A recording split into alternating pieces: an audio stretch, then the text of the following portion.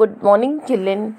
Today we will start new chapter in physics, chapter second motion. Before going to start chapter motion, we should know about what is the rest position and what is the motion.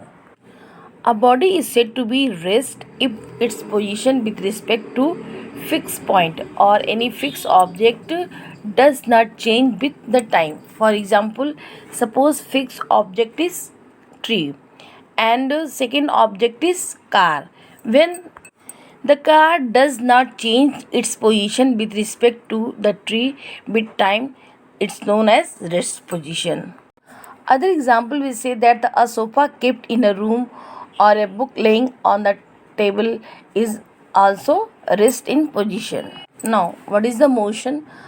A body is said to be in motion if its position with respect to a fixed point or an object in its surrounding keep changing with time. It's known as its motion. Car has changed its position with respect to the tree with time. So, car in motion with respect to tree.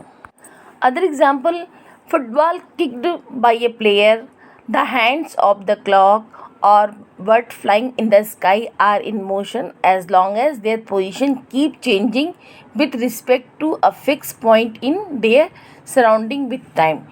This is known as the motion. Now, second point is motion in relative. Children, when you travel in bus, train, then your body also move in the same direction at the same speed with respect to your bus or train. But you do not feel that your body is moving during this journey because your body does not change its position with respect to any fixed object like your seat, other people sitting in front of you. But if you look outside the bus, you can see that position of your body keep changing with respect to any fixed object like the tree, house, etc.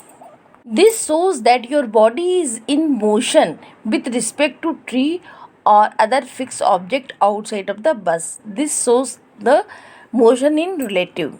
Means when you sitting in a bus is at the rest with respect to bus but in motion with respect to the surrounding outside the motion.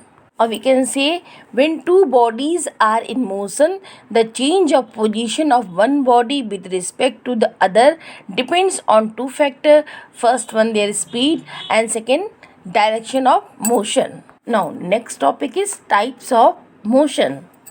There are different types of motion. First one translatory motion, second one rotatory motion, third oscillatory motion, repetitive motion, random motion and combination or multiple motion. So we will discuss one by one. First one translatory motion.